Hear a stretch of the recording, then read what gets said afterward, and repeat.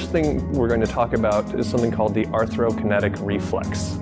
The arthrokinetic reflex basically states that all of your joints are connected. So we're going to do just a little muscle test. I'm going to have you put your arms straight out. I'm going to take one finger and I'm going to push you down. So hold. So that's nice and solid. Now we're going to go to a completely different joint that has nothing to do with that, or so it seems, and I'm just going to jam her wrist.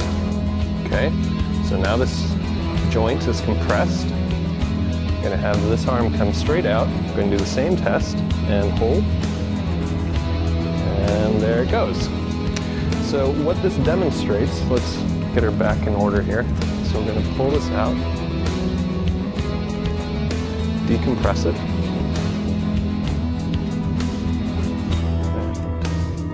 Holding. And I'm pushing harder than I did the last time, and she's able to do it.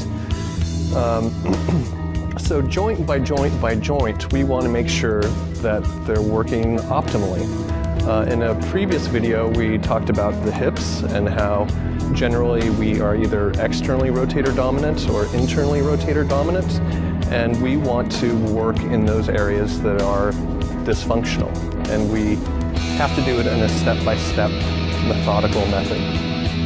What we're going to do today is we're going to do a little neck work, and please be patient with her. This is the first time she's ever even seen these exercises. So what we're going to do, first exercise, is a neck exercise, and you're just going to come straight out and back, straight out, back.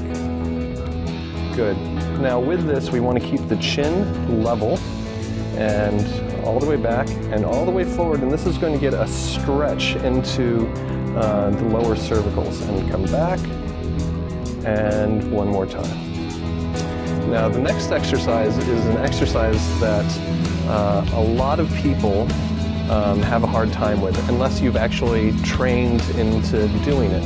And what we're going to be doing is we're going to be doing a lateral glide, okay? So ideally, we should be able to not only glide like this, but we should be able to glide from the upper cervicals, the medium cervicals, and the lower cervicals, okay?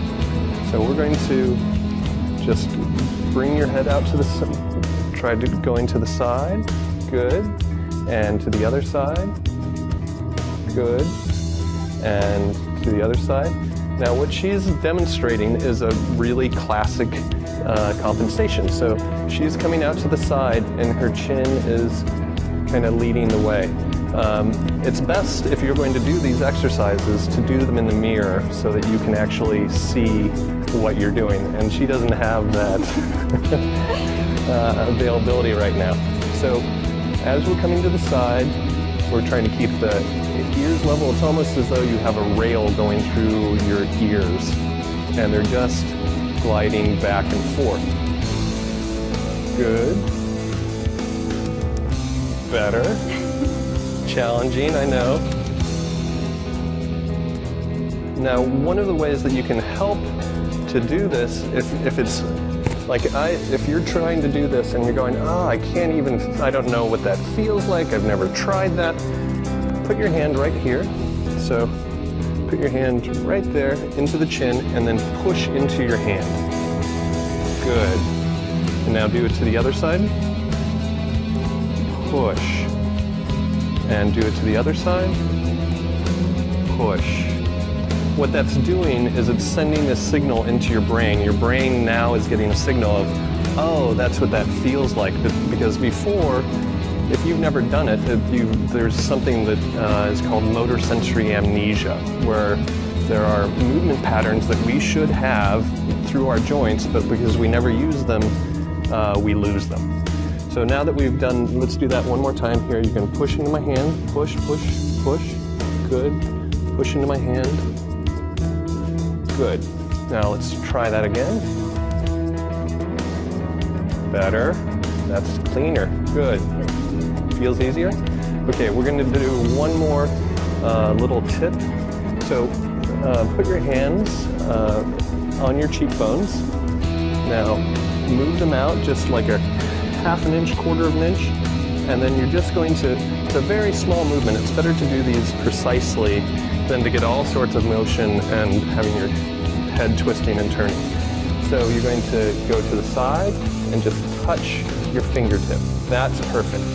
Go to the other side. Perfect.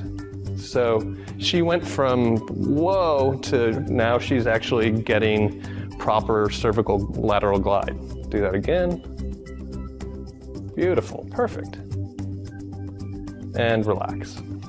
So as you do these, again, if this is the first time that in your whole life you've ever tried to go laterally, it's going to be challenging.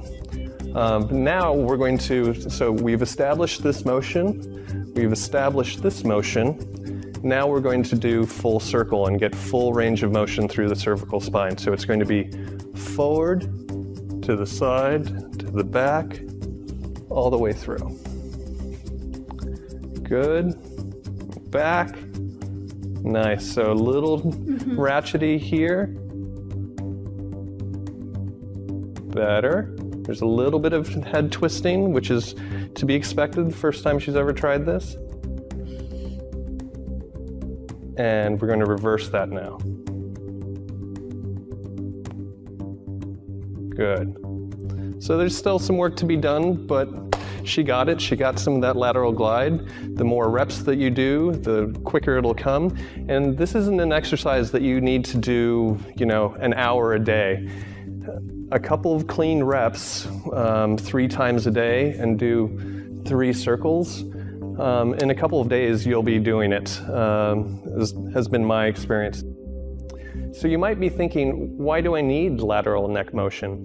Well, if your joints aren't doing what they were designed to do, in everyday natural, you go to pick something up. The more joints that you can recruit in any given action, the more powerful and efficient you're going to be. So let's say you're pulling a rope, and if you are only using these muscles and can't get the other joints involved, you're going to have less power and you're going to have less efficiency. So joint by joint by joint, we restore function. You get better at just about everything you want to do in one way or another. Glad you tuned in. Please like and subscribe and check us out.